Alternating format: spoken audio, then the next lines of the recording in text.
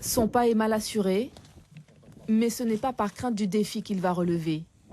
Jean-Osé souffre d'une maladie génétique rare, l'ataraxie télangiectasique. Elle provoque troubles visuels, de l'équilibre et de la motricité. Des handicaps qu'il va devoir surmonter dans l'eau. J'ai le trac, j'ai un peu peur. Yann Dejoux a un peu le trac lui aussi. Il pratique le kitesurf depuis 13 ans, mais il n'a jamais navigué en tandem avec une personne handicapée. Avec Jean-Osé, ils sont des pionniers. Le handikite est plutôt rare dans le monde. Pour cette session, Yann Dejoux a prévu une planche et une voile plus grande que d'habitude.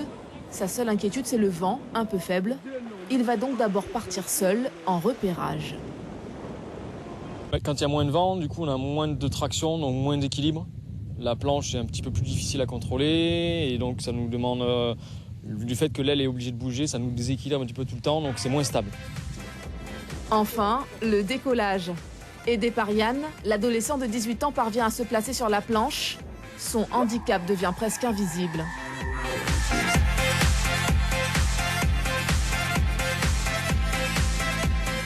Le fait qu'on se soit vu avant, qu'on ait testé toutes les phases de préparation, de manipulation de la planche, de manipulation de la barre dans un équilibre aquatique, dans une piscine, il s'est rappelé tout, il est arrivé, il savait ce qu'il fallait qu'il fasse, il a pris la planche, il a posé la planche, j'ai mis mes pieds, il a posé ses pieds, ça s'est calé, j'ai dit on y va, et c'est parti quoi.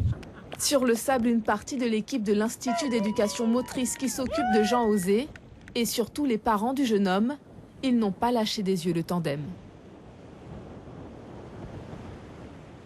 C'est la distance qui nous choque, parce qu'il est allé trop loin. Bof, il a vraiment comparé un professionnel. J'attends la réponse. Il vient quand même.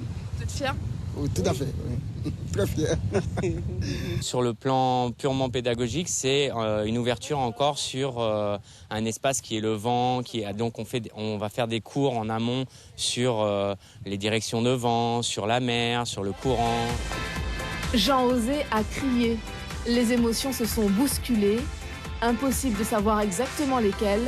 Seule certitude, cette aventure l'a emballé.